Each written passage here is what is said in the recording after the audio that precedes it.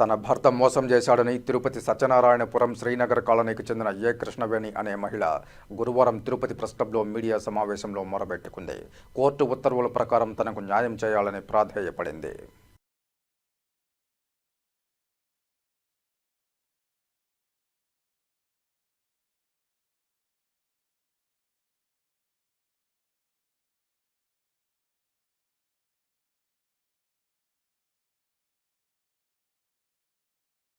పేరు ఏ కృష్ణవేణి. ఇంకా తిరుపతిలో ఉన్నాము. నా భర్త అనాథని చెప్పి మోసం చేసి 1995లో పెళ్లి చేసుకున్నాడు. 2005 దాకా బాగానే చూసుకుంటా అన్నాడు. 2007లోంచి 2006లోంచి నాకు ఆయనకు గొడవలు వస్తూ ఉండింది. 2007లో మేమున్న సొంత ఇంట్లో నుంచి బయట నన్ను పంపించాలని పక్కన ఆయన ఫ్రెండ్ వెంకటాచలపతి ఆమెతో ఆయనకి ఇంతకుముందే పెళ్ళైన విషయం 2007లో తెలిసింది. ఆమె వెంకటాచలపతి ఆయన వీళ్ళు మా భర్త ముగ్గురు కలుసుకొని ఆ ఇంట్లోంచి నేను బయట తరిమేయాలని ఇంట్లో నీళ్లు పెరికేసినారు, కరెంటు పెరికేసినారు, వాటర్ కనెక్షన్ అంతా పెరికేసి బయట పంపించి పెద్ద గొడవలు అయిపోయి అప్పుడు కోర్టుకు పోయినాను. 2007లో కోర్టులో కేసు పెట్టాను నా భర్త పైన. అనాథని చెప్పి మోసం చేసి పెళ్లి చేసుకున్నాడు. 2 పిల్లలు అయిన తర్వాత నన్ను మరి వీధుల పాలు చేసినారని చెప్పి కేసు పెట్టాను. 2007లో కేసు ఆయన 2008లో నాకు భార్యనే ఫస్ట్ 3,000 మెయింటెనెన్స్ ఇచ్చినారు, ఇంటీరియర్ మెయింటెనెన్స్. ఆ కోర్టులో వచ్చి నా భార్య కాదా మనిషి పక్క కోర్టుకు అప్పీల్కి పోయినారు. ఆ కోర్టులో ఏం చేసినారంటే ఇక్కడ 2008 వీళ్ళ రిలేషన్షిప్ కనుక్కొని మీరే ఆర్డర్ పాస్ చేసేయండి కింద కోర్టుకు పంపించినారు. కింద కోర్టులో కూడా అన్ని ఆ వాస్తవాలు తెలుసుకుని 2011లో నాకు జడ్జిమెంట్ వచ్చింది.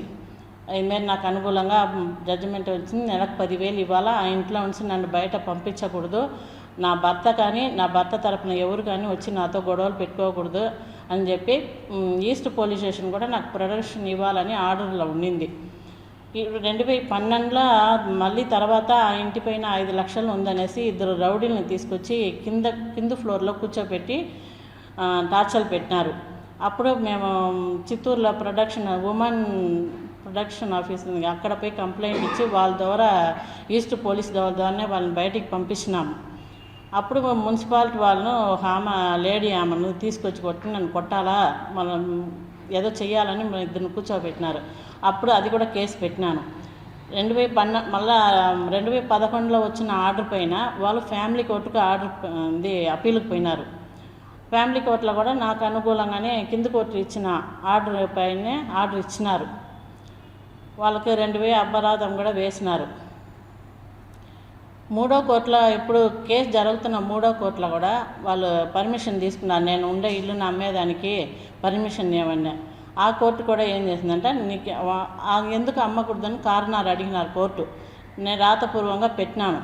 ఇది మేర ఆ ఇల్లు కొన్నప్పుడు నేను 3 లక్షలు ఇచ్చినాను, ఆయన నాకు తెలియకుండా ఆయన పేరుతో రాసుకున్నాడు అని చెప్పి కోర్టుకు తెలియపరిచిన. అందువల్ల ఆ ఇల్లును అమ్మేదానికి లేదు, నీకు అప్పులు ఉంటే నువ్వు ఉండే ఇల్లును అమ్ముకొని చెప్పి కొర్లగుంటాలో ఒక ఇల్లు ఉంది, ఆ ఇల్లు పన్ను కాగితం కూడా కోర్టుకు పెట్టినాను. ఆ ఇల్లును అమ్ముకొని చెప్పి మేము ఉండే ఇల్లును అమ్మకూడదని ఆర్డర్ ఇచ్చింది. ఇట్లా 4 కోర్టుల ఆర్డర్ ఉండి కూడా 2017లో ఇక్కడ సులోచన ఆమె పేరుతో ఇల్లు డబ్బులు ఆమె తీసుకున్నట్టుగా ఆమెకు డబ్బులు ఇవ్వాలని చెప్పి ఆమె వచ్చి ఇల్లును కొనుక్కున్నట్టుగా వచ్చి పోలీసు వాళ్ళ ద్వారా మమ్మల్ని బయట పంపించి ఇల్లును బీహాలు వేసుకున్నారు. అవి ఈస్ట్ పోలీస్కి కంప్లైంట్ ఇచ్చినా వాళ్ళు కోర్టులో జరుగుతుంది చూసుకోమన్నారు. కోర్టులో కంప్లైంట్ ఇచ్చినా కేసు జరుగుతూ ఉంది కదా అనేసి వాళ్ళు లాయర్లు మంచి అంటే వాస్తవాన్ని కోర్టుకు తెలియపరచలే లాయర్లు. నేను ఎంతమంది లాయర్లను కొన్నా ఆపోజిట్ వాళ్ళు డబ్బులు ఇచ్చి కొనేస్తున్నారు. 11 మంది లాయర్లను దగ్గర 10 లక్షల పైన లాయర్లకు పెట్టినాను. ఇప్పుడు లాయర్ను కొంటే మళ్ళీ వేరే లాయర్లు మార్చి కేసు జరిపిస్తూ ఉన్నాను అనేసి 18 సంవత్సరాలుగా కోర్టుల చుట్టూ తిరుగుతున్నా. ఇప్పుడు జడ్జినే కొనేసినారు. మా ఆయనే చెప్తా ఉన్నాడు, పోలీసులను కొంటాను, లాయర్లను కొంటాను, జడ్జిలను కొంటాను, నువ్వు ఏం పీకుతావో పీక్కు అన్నాడు స్టార్టింగ్లోనే.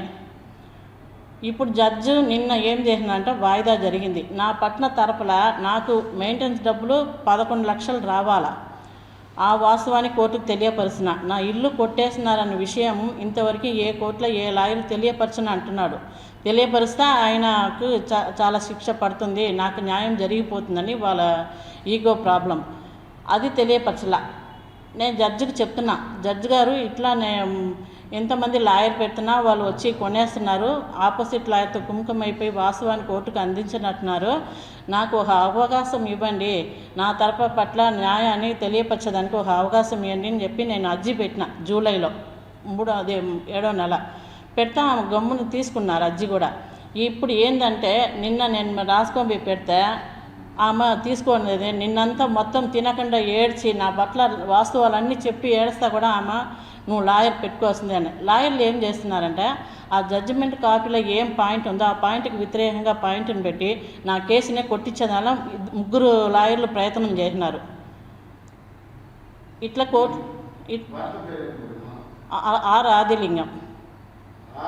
ఆదిలింగం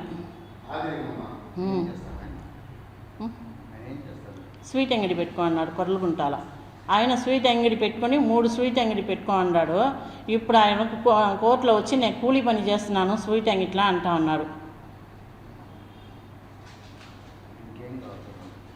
ఇప్పుడు నాకు కోర్టు ద్వారా న్యాయం చేసే వాళ్ళు లాయర్లు కానీ పెద్ద మనుషులు కానీ జడ్జి ఎవరున్నా సరే 2 కోర్టుల జడ్జిలు వచ్చి నాకు అన్యాయం చేసిండారు. కోర్టులో కేసు జరగానే ఇల్లు కొట్టేదానికో నన్ను బయట తరిమేదానికే అవకాశం లేదు. అయినా వాళ్ళు చేసినారంట. ఎంత దూరం నాకు చట్టం ఎంత హేళనంగా పనిచేస్తూ ఉందని ఇప్పుడు నాకు తెలుసుకుంటా ఉన్నాను. మా ఆయన పేరుతోదా ఉంది, కానీ నేను ఆ ఇల్లు కొన్నప్పుడు 3 లక్షలు డబ్బులు ఇచ్చిన.